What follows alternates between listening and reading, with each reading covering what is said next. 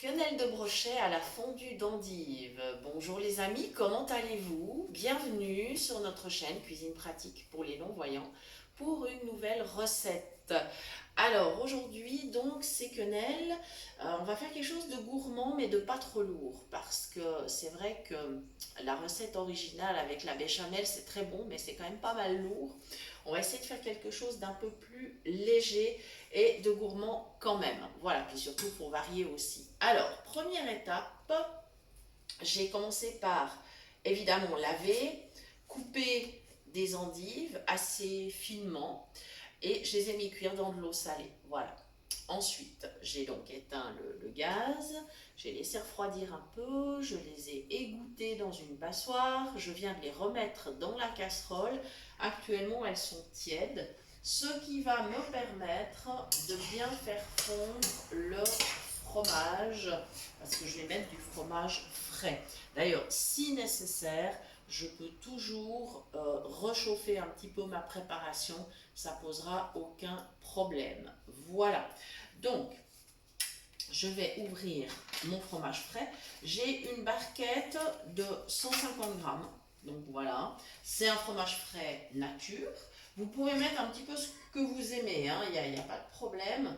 Disons que moi je préfère quand même, voilà, que ce soit un peu assaisonné, donc je vais rajouter quand même des goûts. Mais pas trop parce que l'endive, bon, elle donne déjà aussi pas mal.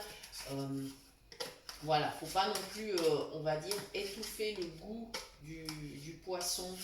Ça, ce serait dommage. Voilà, donc on est parti. Ça, je débarrasserai tout à l'heure, c'est pas un problème. Voilà. Voilà, déjà bien mélanger ce fromage frais avec mes endives, tant qu'elles sont encore un peu tièdes, ils se mélangent nettement mieux. Ça, c'est aussi une astuce à retenir, évidemment. Voilà, et je vais saler, poivrer, et pendant que je fais tout ça, eh bien, je vais vous donner la recette des quenelles. Parce que moi, j'ai pris un peu les raccourcis, là, j'en ai déjà faites. Mais par contre, je vais quand même vous expliquer comment on fait des quenelles parce que c'est pas si compliqué que ça au final. Donc, il faudra 500 g de filet de brochet. Alors, si vous n'aimez pas ça, vous pouvez prendre un autre poisson. Il n'y a aucun inconvénient à le faire. Hein. Nous, on a eu fait avec du saumon, avec de la truite, avec du Saint-Pierre, avec divers poissons. Franchement, il n'y a aucun souci à le faire. Voilà. Ensuite, vous pouvez aussi réaliser ces quenelles avec de la volaille, bien évidemment, c'est-à-dire de la dinde, du poulet, il n'y a pas de problème. Donc 500 grammes. Ensuite, il faudra 25 centilitres de crème, du sel, du poivre évidemment, de la muscade, voilà. Et puis il faudra 80 g de beurre, 4 œufs, 125 g de farine et 20 centilitres de crème. Voilà. Alors maintenant je vous explique toutes les étapes pour réaliser la pâte des quenelles et pour les cuire sans aucun problème. Voilà, donc comme on ne voit pas, il y a quand même quelques astuces évidemment par rapport à la cuisson. Alors pour commencer, on prépare en fait une béchamel, c'est-à-dire on va mettre le beurre, la farine, on va faire revenir, on va saler, poivrer et on va ajouter le lait, donc les 25 centilitres de lait. On va vraiment faire une béchamel. Ensuite, hors du feu, on va rajouter dans cette béchamel 2 œufs et on va la laisser refroidir tranquille de côté. Ensuite, on va prendre un blender. Alors là, par contre, c'est indispensable parce qu'il faut vraiment mixer, que ce soit le poisson ou la volaille, il faut vraiment mixer. Donc, on va prendre un blender, on va mettre le poisson ou la volaille. Moi, je vous conseille de couper les petits cubes quand même, hein, ça facilitera le travail du robot. Voilà. Et puis, on va ajouter les 2 œufs restants, la crème, voilà. Et évidemment, et on va laisser tourner tranquillement. On va faire vraiment une pâte bien homogène, très important. Et ensuite, on va remélanger en fait les deux pâtes, c'est-à-dire la pâte faite avec le poisson ou la volaille et la béchamel. Hein, on va vraiment remélanger tout ça bien ensemble pour à nouveau obtenir une pâte très très très homogène. Et là, ce qu'on va faire, c'est qu'on va former des quenelles. Alors, petit conseil, vous pouvez prendre 2 cuillères à soupe.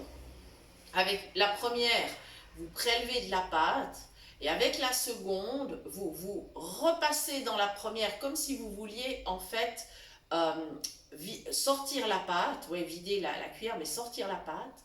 Et puis vous faites ça 2-3 fois et vous aurez en fait des jolies petites quenelles. Vous les mettez cuire dans de l'eau bouillante. Alors, pas tout à la fois, parce que la cuisson est rapide. Et en fait, comment savoir si c'est cuit? Ben, simplement, quand c'est cuit, elle remonte à la surface de l'eau. Donc, n'en cuisez pas trop à la fois. Moi, je dirais 4, ça ira très bien. Prenez pas une trop grande casserole non plus. 4, et puis, dès qu'elle remonte, ça, vous le sentez avec, par exemple, une spatule, vous le saurez. Prenez à ce moment-là, pour les récupérer, une écumoire, en tout cas un ustensile qui supporte la chaleur, mettez-les dans une assiette de côté ou un plat, plutôt un plat parce que vous en aurez quand même une belle portion, et vous recommencez jusqu'à ce que vous n'en ayez plus. Et quand vous n'en avez plus, et bien alors à ce moment-là, vous les mettez dans un plat à gratin et vous préparez la sauce de votre choix. Donc nous aujourd'hui, c'est cette fondue d'endive, voilà, avec donc le fromage frais, le sel, le poivre, voilà, et je vais mettre ça dans mon plat à gratin, je vais disposer les quenelles par-dessus et elles vont bien gonfler pendant la cuisson. Alors, je dois vous dire que cette recette, je ne l'ai pas testée avec de la farine sans gluten. Je ne sais pas si elle gonfle aussi bien parce que évidemment ce qui va faire gonfler les quenelles, bien sûr, ce sont les œufs, ça c'est une évidence, mais bien sûr que la farine rentre en ligne de compte. Donc ce dont j'ai un petit peu peur avec la farine sans gluten, c'est que les quenelles se cassent. Maintenant, si vous en formez des petites, je pense que ça doit le faire.